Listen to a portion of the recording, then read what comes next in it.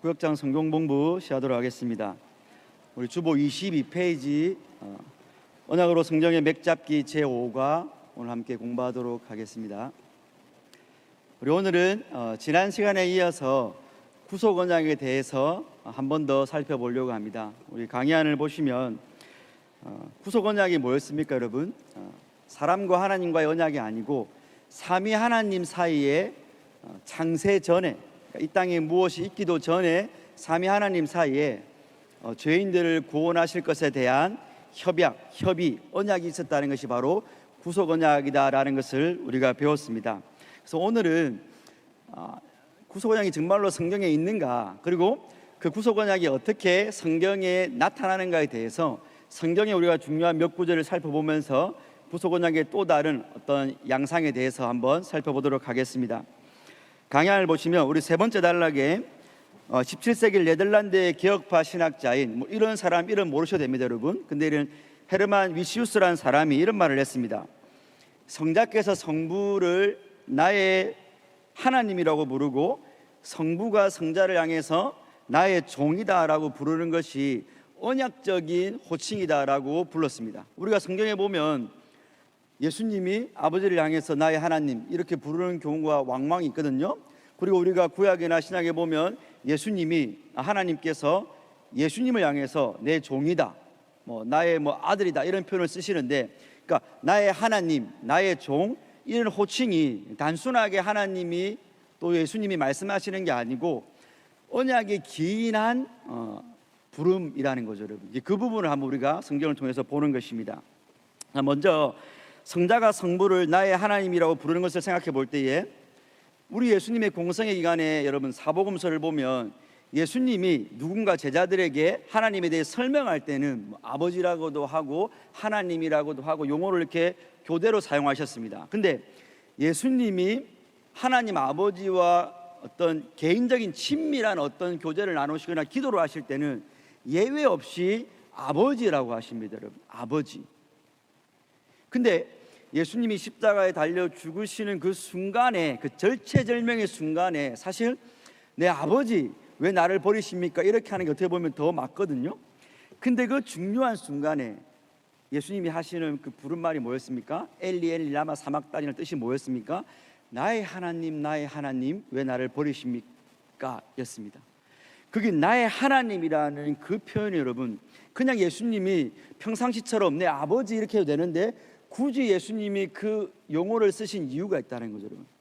예수님은 십자가에서 가상칠언 7마디 하실 때 여러분 허투루 하신 말씀이 없습니다. 성경을 응하게 하려 하셨다, 이런 말씀들이 많이 있거든요.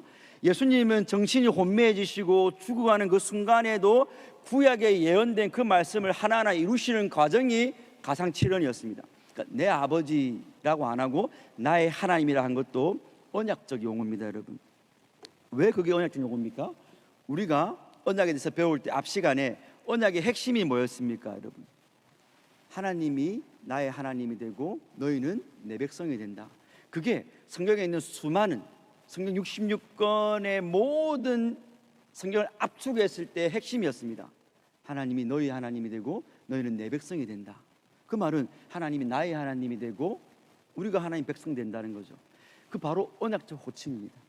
그래서 예수님이 구속 언약을 성취하는 가장 중요한 십자가에 죽으시는 그 순간에 나의 하나님이라고 언약적 호칭을 했던 것입니다. 그러면 성부가 성자를 종이라고 하는 건 뭘까요, 여러분? 특별히 우리가 여러분 잘 아시는 이사야 52장에서 53장 12절이 잘 아시는 고난받는 종에 대한 거거든요. 근데 52장 13절부터 53장 12절까지를 우리가 나눠보면 끄트머리 구절들은 고난받는 종의 승리에 대해서, 그 한쪽 안에 안끝을 들어오면 고난받는 종의 모습, 상했다, 흉측했다, 연한순 같았다. 가운데 핵심이 뭐냐면 좀 잘 아시는 그겁니다.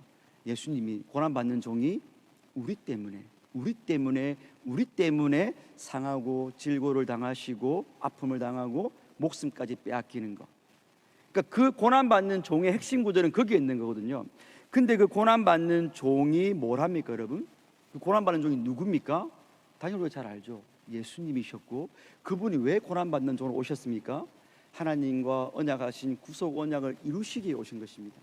그러므로 종과 나의 하나님 이런 단어, 내 백성이란 단어, 나의 하나님이란 단어는 언약적 용어인데 그게 바로 예수님이 아버지를 향해서 내 하나님이라고 부른 것과 예수님 그분이 하나님의 고난받는 종으로 오셔서 우리를 대신하여 대속의 죽음을 당하심으로 구속 언약을 이루신 거기서 하나님의 구속 언약이 너무나 잘 드러나는 거죠. 그래서 이사야 53장 11절 보시면 여러분 거기 두 번째 단락 내려오시면 그가 자기 영혼에 수고한 것을 보고 만족하게 여길 것이라. 고난받는 종이 만족해 여긴대. 왜요? 그거로 말미암아 구속 언약이 이루어지니까. 그리고 그렇게 하는 것이 누구의 뜻이었습니까?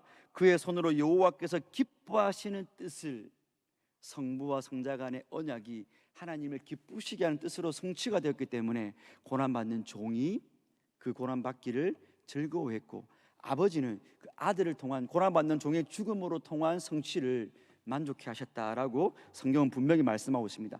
그래서 여러분, 우리가 이 고난받는 종의 사역이 있는 이사야 전체를 볼 때 이사야가 66장까지 있는데 신기하게도 39장까지가 심판이고 40장부터 60장까지가 마치 구약과 신약을 나누는 것처럼 되어 있습니다. 근데 40장에 어떻게 시작합니까? 내 백성을 위로해라, 위로해라. 하나님이 39장까지 심판 저주를 말하다가 왜 40장에서 돌연히 이런 말을 하십니까? 그래서 많은 학자들이 이건 두 사람이 있었다, 이사야서. 이렇게 기조가 바뀌냐? 이 성경은 하나 아니다. 근데 아니죠. 39장과 그 40장 이후 사이에는 고난받는 종이 있습니다. 그래서 하나님의 심판받을 백성들이 다시 하나님을 내 하나님이라 부를 수 있게 된 것이고, 그 저주받을 인생들이 하나님의 백성으로 다시 편입될 수 있었던 것입니다.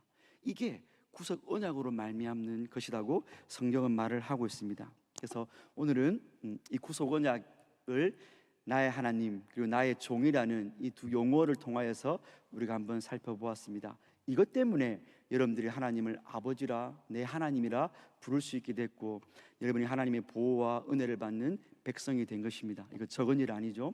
깊이 묵상해 보시고 우리 구역원들과 잘 나눠주시면 감사하겠습니다. 기도하겠습니다.